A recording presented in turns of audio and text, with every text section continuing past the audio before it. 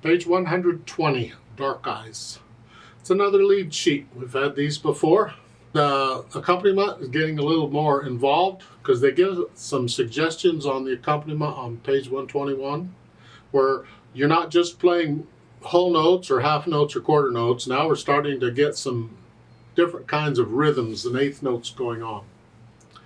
Anyway, I'll just go through the routine I use to learn something like this. First thing to do is we kind of look at it. It's a treble clef, one flat. We're in the key of D minor. I'll save you having to figure it out. So make sure you can do the scales and arpeggios for that. D minor and F major. 3/4 time signature, coming in on pickup measures because we're coming in on beat 2. If you look at the end, the last measure has 1 count. That's beat 1. And it's just make sure I can do the melody okay. So it's 2, 3. 2, 3, 1 and 2 and 3 and 1 and 2 and 3 and 1 and 2 and 3 and 1 and 1 and 2. And then once you come up here, 1 and 2. We're in position for a lot of what's coming. This is why we're up here. Otherwise, we could have used other fingerings. And then measure 12, you're down here. 1, and then come up. 1, 2, 3. Okay. Once I've got the rhythm and the fingering sort of worked out in the melody, then I think about the articulation they provide. It's staccato.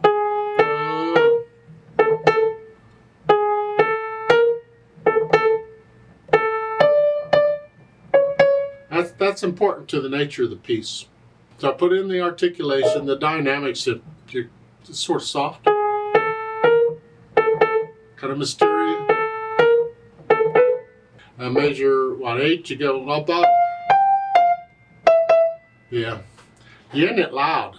So the last 3 measures there, you're moderately loud, loud. And with accents, makes those last 2 quarter notes very loud. Let the wrist claps a little bit on here. Don't hit it. Don't bang on it. You're using a lot of weight, and the notes are going down, or the keys are going down quickly. Now, once I have an idea of the melody and all, then I go through and I make sure I got the chords. So we're starting out with an A7 chord, where in D minor, it's a 5/7 chord.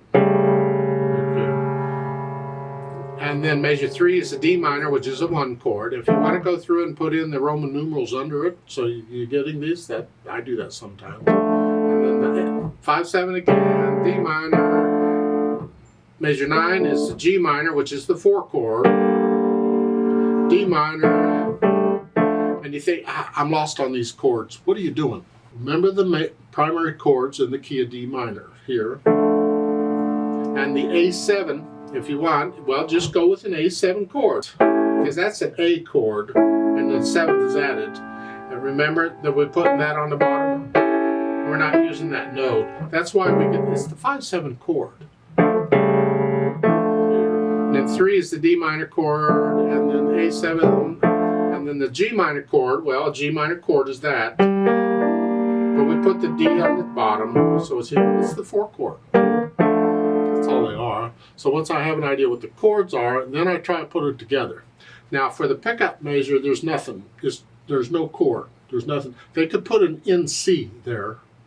That stands for no chord. And a lot of times in lead sheets they'll do that. You'll see an NC in the music and places. That means don't play any accompaniment. It's just melody by itself.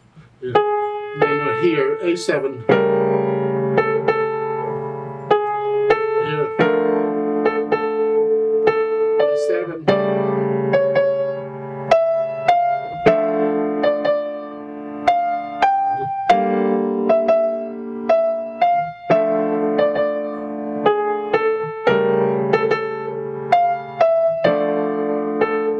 So I got the chords and the walking. Then I go through and play around with the chords. You can rearrange them, do whatever you want with them, experiment, make stuff up.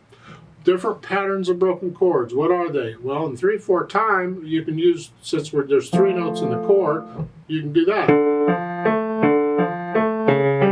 What's that sound like?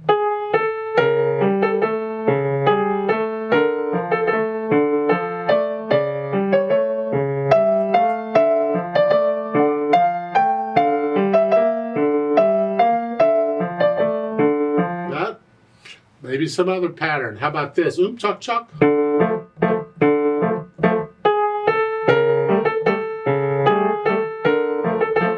Whatever. They give an example over on the next page on 1 and 2 and 1 and 2 and 3. 1, 2, 3, 1 and 2. That pattern, so use that pattern.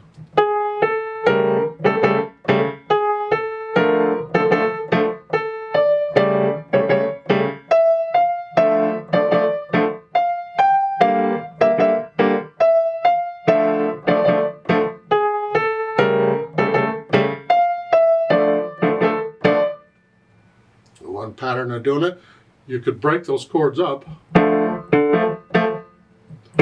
Whatever.